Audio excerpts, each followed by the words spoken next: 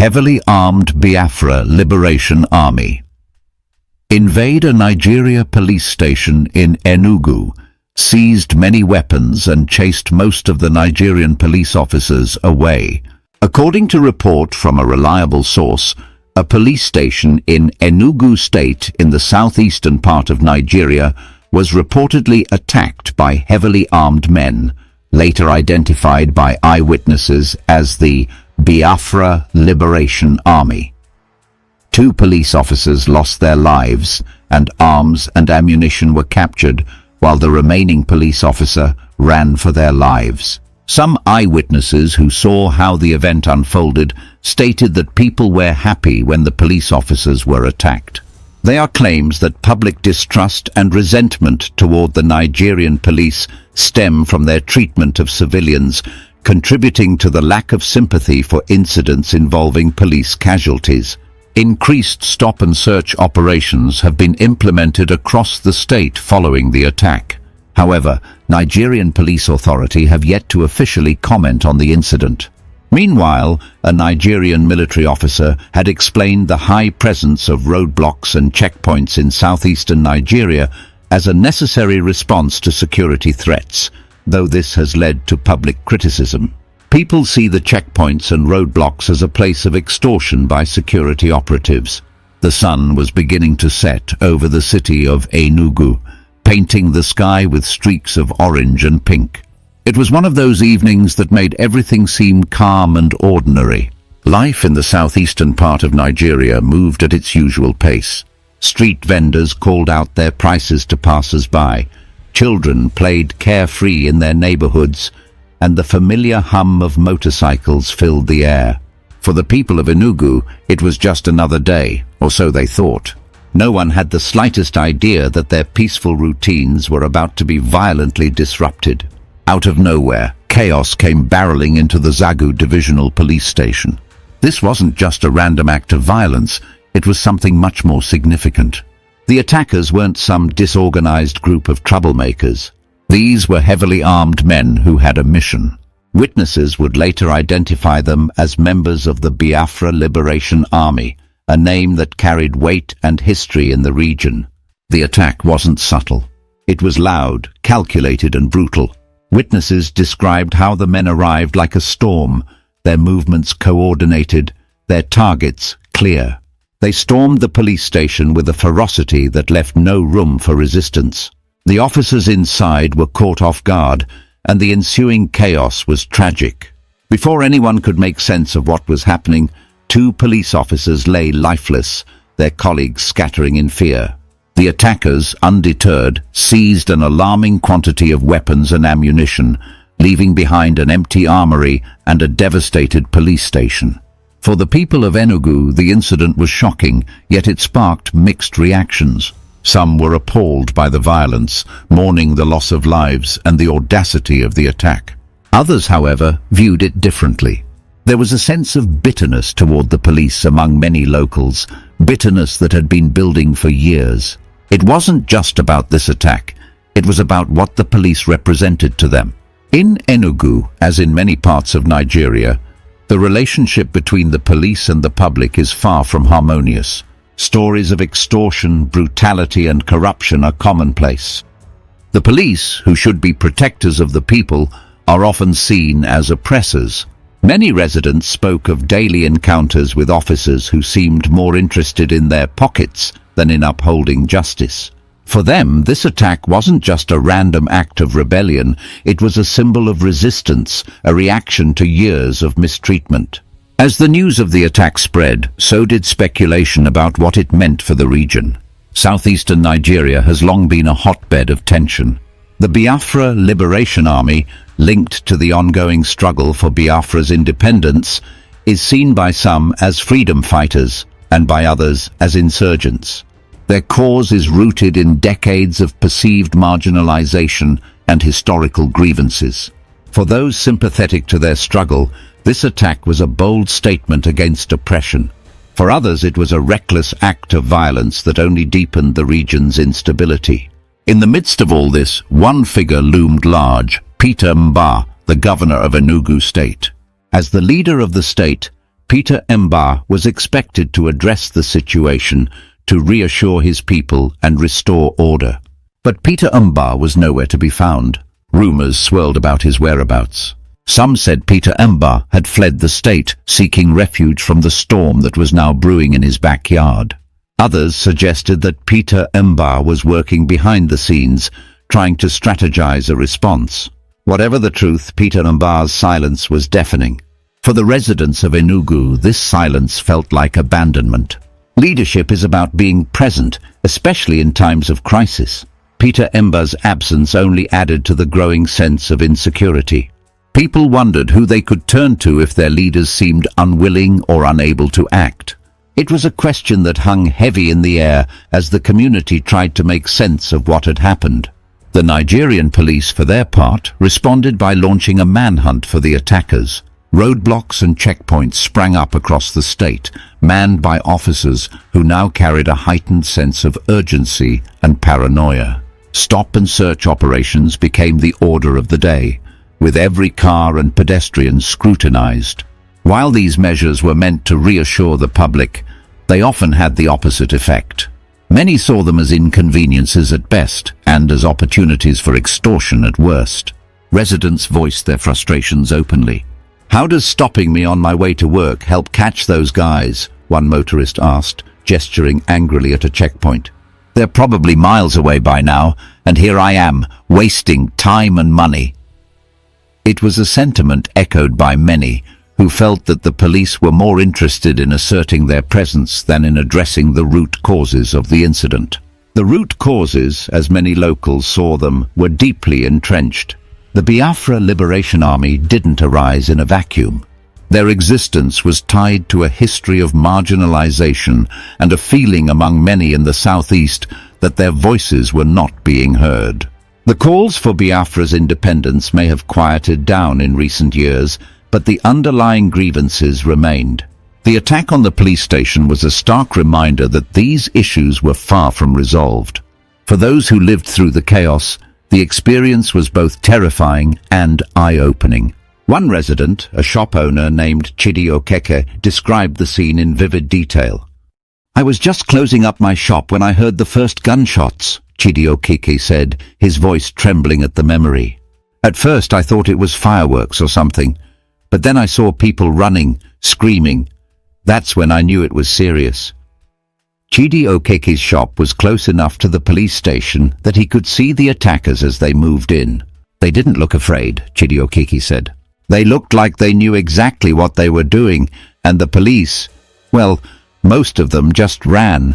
I can't blame them. Those men had guns like I've never seen before."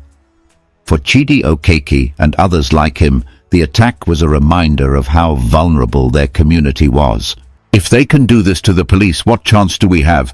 Chidi Okeke asked, shaking his head. "It's scary to think about."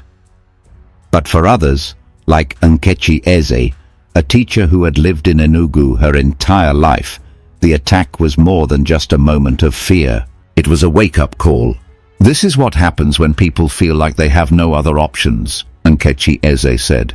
"I don't support violence, but I understand where it's coming from. The government has ignored us for too long. This is the result." Nkechi Eze's words resonated with many in the community. The attack wasn't just about the Biafra Liberation Army or the Nigerian police. It was about a system that had failed its people, about decades of neglect and broken promises. It was about a region that felt forgotten, left to fend for itself while the rest of the country moved on. As the days turned into weeks, the memory of the attack lingered like a shadow over Enugu. The police station was rebuilt and officers returned to their posts, but things were far from normal. The community was on edge, unsure of what might happen next. The silence from Peter Mbah's office didn't help. People wanted answers, reassurance, leadership. Instead, they got silence. The story of the attack in Enugu is a complex one, filled with layers of history, politics, and human emotion. It's a story of anger and frustration, of fear and resilience. It's a story that speaks to the challenges facing not just Enugu, but the entire country. And it's a story that is far from over. For now, the people of Enugu wait. They wait for justice, for change, for leadership. They wait for the day when they can feel safe in their own community, when they can trust the institutions that are meant to protect them. Until then, the memory of that quiet evening turned chaotic will remain, a reminder of the challenges they face and the resilience they must find to overcome them. Waiting stretched on, and as the days passed, the atmosphere in Enugu grew heavier. Conversations about the attack became a staple in marketplaces, church gatherings, and even the local schools. People were desperate for answers. Whispers about Peter Mbah's actions or lack thereof spread like wildfire. In the absence of concrete information, rumors took root, each one wilder than the last. Some said that Peter Mbah had gone into hiding, fearing retaliation from the Biafra Liberation Army. Others claimed that he was negotiating behind closed doors, trying to broker a peace deal with the separatist group. A few even speculated that he had left the country altogether. And as we told you that at the end of this madness, Biafra will come. Musa, why do you jump fence? Because in every division in Biafra land, now Hausa man be DPO. Musa just hear a little boom, Musa jump fence. A little boom, Musa jump fence. Musa, why do you jump fence? Bad person, you know bad person. I just buy a nana for Amazon. I just buy a nana. Dog they buy person, but this dog never buy person. Dog they get license. If you don't get license, okay, you carry and go your office. I go come your office. I know your office. I go come your office. You go carry and go office. I go carry and go come your office.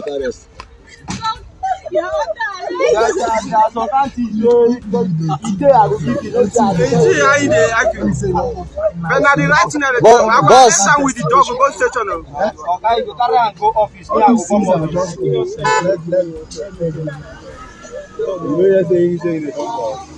In the claim right. Now the truth in the tell them, dog they get permit. You understand? If you not get them out, this dog is under arrest. I can arrest this dog to station. But you are claiming that the police are going to say no go carry this. Now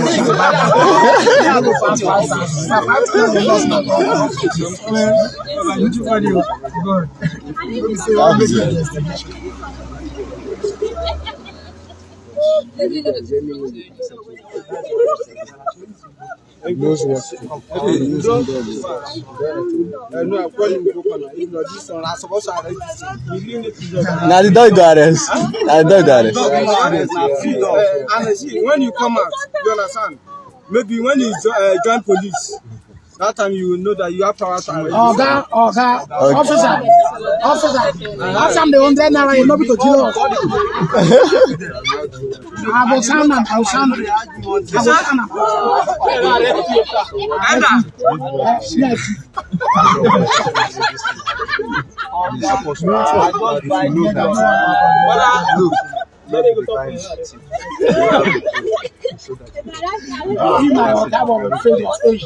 Hello friends, welcome to Magnetic Jigs TV. Guys, this is Commander Holy Ghost, one of the Biafran Liberation Army commanders. Here in this video, he explained and narrate how they were able to chase away DPO who finally jumped fence. I think it is one of their operations where they are trying to liberate or wipe off the corrupt forcemen who terrorize people by trying to intimidate them with one or two things that doesn't exist. Yesterday, DPO jump fence.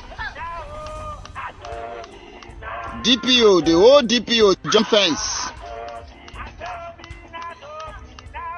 And then the question was, DPO, why do you jump fence? DPO jump fence. DPO that vow with his life that is going to protect the slave master jump fence. Why? DPO, why? Why do you jump fence? DPO jump fence. You know, one funny thing about us is that we will tell you, and as we told you, that at the end of this madness, Biafra will come. Musa, why do you jump fence? Because in every division in Biafra land, now Hausa man be DPO. Musa just hear a little boom, Musa jump fence. A little boom, Musa jump fence. Musa, why do you jump fence? Invade person, you know bad person. I just buy a nana for Amazon. I just buy am, no. Dog dey buy person, but this dog never buy person. Dog they get license. If you don't get license, okay, you go carry am go your office. I go come your office. I know your office. I go come your office. You go carry am go office. I go carry am go come your office. Boss,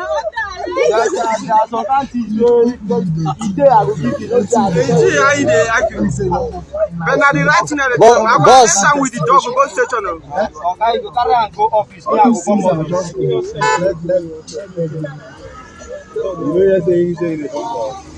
In the claim right. Now the truth in the tell them, dog they get permit. You understand? If you not get them out, this dog is under arrest. I can arrest this dog to station. But you are claiming that the police are going to say no go carry this.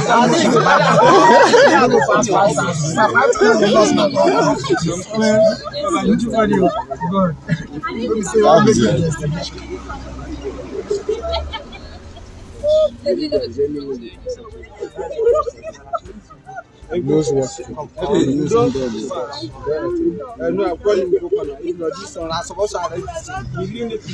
the dog go arrest. Now the dog go arrest. And when you come out, you understand? Maybe when you join police, that time you will know that you have power to arrest. Officer, I'm the 100 naira, you know, because you know. I will sound them.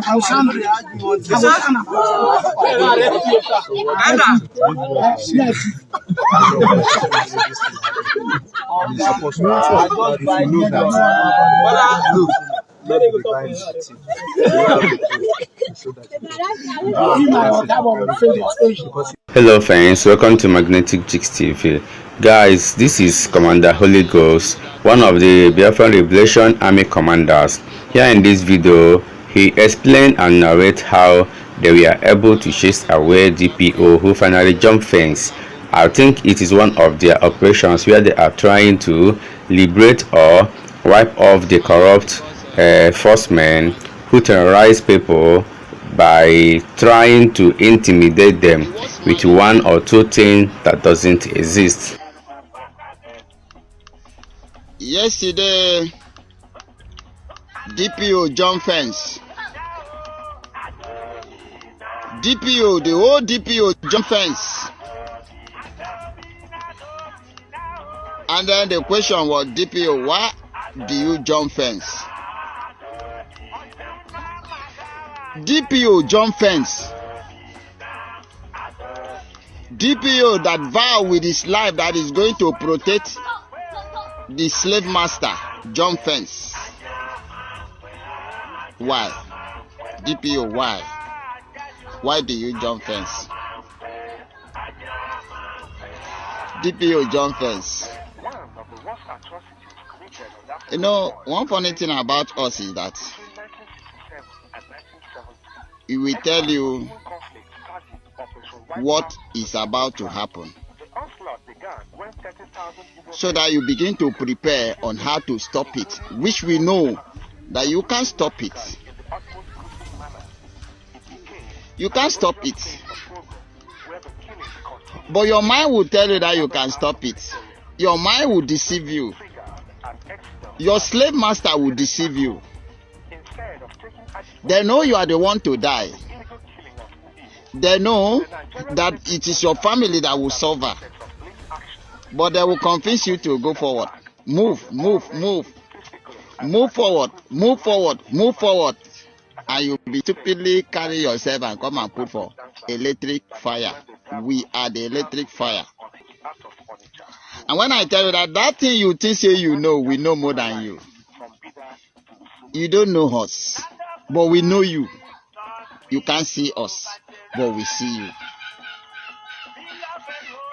We are defending the land of Biafra, and we will defend this life with all costs. Nothing you can do about it. Go and ask Hope. Hope make mouth. Hope make mouth. Sholu don't make mouth. Hope make mouth. General Butuzo is just a small man, a small general, but it is mighty. Go and do finding. He's the one in charge of the whole Biafra army in Biafra land. You cannot destroy him, and you cannot destroy him boys. You just learn work. And so when I Hope make mouth, I was like laughing at Hope. He said, you don't know what you are talking about.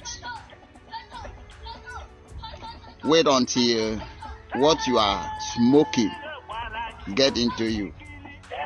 And then I can see ask Hope. Now you see my face. Hope Alpha. You see, nobody could have died. If you wake up and say, Nigeria, organize referendum, let's discuss the faith. Everybody go their way without dying. But you say no. Tunumbu, I will not say may you stop your madness. Okay? But I will always tell you that your DPO jump fence. Please, if you are visiting my YouTube channel for the first time, subscribe with us and turn on your notification button. So in this video, Commander Holy Ghost can they explain how they operate and how they do their stuffs. He talks say it's better you leave Biafra land, go over to any other place to do their dirty job. So guys, this is Commander Holy Ghost, one of the commanders we have in Biafran Liberation Army. Likewise, we have Commander Butuzo, we have Commander Gento de Yahoo, and other commanders. But recently, we all know exactly what is going on in the Biafran government after the COS of Biafra, that is the Chief of Staff of United States of Biafra, Mrs. Ngozi Arabueze, changed cabinet after declaration of Biafra in Finland. She changed cabinet members, she changed the government members of Biafra, and since that time there has been a misunderstanding, internal misunderstanding among them. They have been fighting each other, doing a lot of things that are very funny. People keep asking, is this the kind of Biafra that we are looking for? Are these people actually serious about this thing they call Biafra? Why are they fighting themselves? Is it like they allow the enemy to penetrate them and start using them? Or because this section are accusing the other ones of being corrupt, of being working with the federal government of Nigeria, while the other section is as well accusing the other one that they are the ones that are sabotaging the process or the work of Biafra. Since Prime Minister Simon Ekpe was invited for interrogation, it's almost a month right now, and no one has heard from him. So since that time, his government of Biafra in Finland and in exile has been a mess. All they are doing is fighting against each other, accusing, pointing finger to each other, doing a lot of children things that people are not saying, Omo, this is not the kind or the type of Biafra that we want. You think it was a joke? It's not a joke. And those of you who never know that war is coming, you are very stupid, because it will carry you like erosion and you will not able to survive. Prepare, because it's coming. It's greater than you. Every rain must fall, because Biafra must be free by fire, by force. No joke. Sometimes we will dance faster than your music. Sometimes we will dance slower than your music. Sometimes we will dance according to the beat of your music. But one thing is settled, that we are going to dance in our own way. Period. Can you change it? And as we told you that at the end of this madness, Biafra will come. Musa, why do you jump fence? Because in every division in Biafra land, now Hausa man be DPO. Musa just hear a little boom, Musa jump fence. A little boom, Musa jump fence. Musa, why do you jump fence? And we told you we are coming. We told you if you are a uniform man, we give you 1 month for rest. Come on your uniform. Stay in your house. You say no. You dare us. You see us. When you call, if you dial number and call, the number will ring. So since you call us, we answer your call. Hello? Are you there? Musa, are you still there?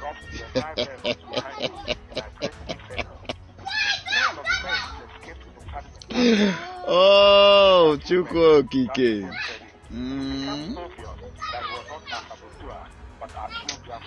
Yeah. You know, if you know what is coming, you will stop this madness on time before it is too late. He that is down, fear not falling. He that is already down, fear not falling. Terrorists, Boko Haram, you do not proscribe them as terrorists. Oh my goodness me. So here in this video, Commander Holy Ghost is telling Musa boys to vacate from Biafra land. The Biafra land is now a sovereign state of its own. That is called United States of Biafra. That they are intruders. That they should vacate immediately, or that they will get a message from him. Oh, guys, let's keep watching this video to the end of it. No, where was their crime?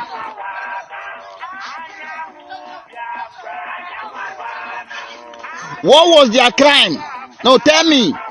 Let's speak the truth. What was their crime? Is it a crime for somebody to voice out his desire, his mind? Give us Biafra. We are tired of Nigeria. Nigeria is not favoring us. Nigeria is evil. Nigeria have expired. Nigeria is a company of Britain. We want to live as human, not as animal. You say no. Staying together is by fire, by force. Or we will kill you. You begin to kill. You begin to arrest. Illegal detention.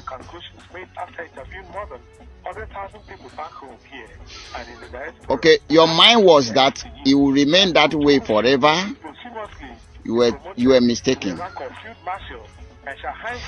Because so that the world will bear us witness that we did not start it. You start it. We did not start it too. You start it. You are the one that start killing. We only defend ourselves, because if we leave you, you wipe us out as human. The question a lot of people from the southeast of Nigeria will ask you is, why are there so many roadblocks in the southeast? You know, the terrain. We operate based on the terrain. If the terrain is open, it's less. If the terrain is close, it's more. Because if you don't do that, you give the ability of the enemy to move around freely. But there is the same kind of terrain in the southwest. There is the same kind of terrain in the Midwest. Southwest, what is the threat level? The threat level isn't that much. So that's the issue. You see, the thing is that if we make mistakes, people get killed.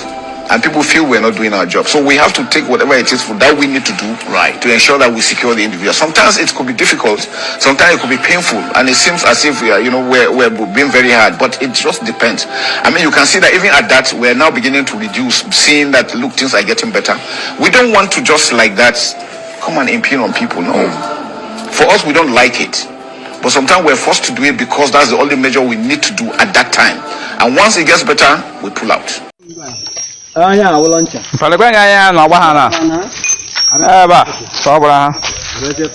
Oui, lobby there. Oui, lobby there. Ah, bah, la forme, hein. La cagna tu n'es pas moi ta cam, ta. Non, il can ha nambo. So il can. Ça va, tu sais rien, il est assez.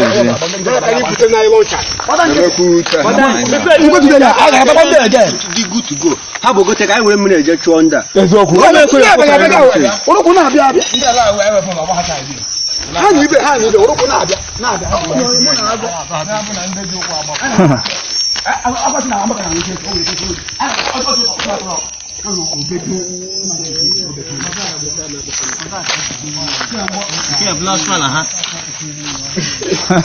Yeah, waga.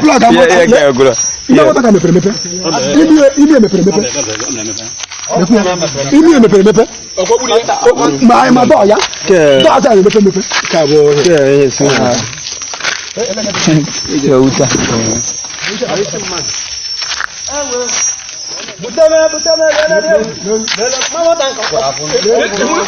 Dame ya para kama taka la kia jawa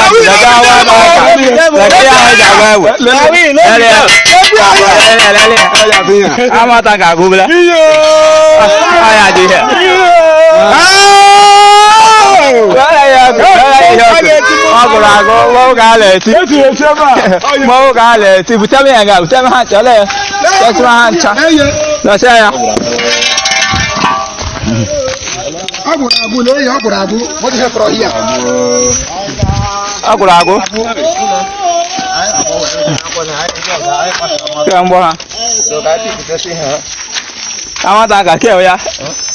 Abali.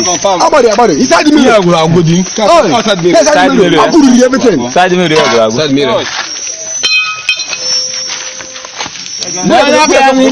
Tomane, you back out there. Oh, Jack, cook have you good. I'm not ever.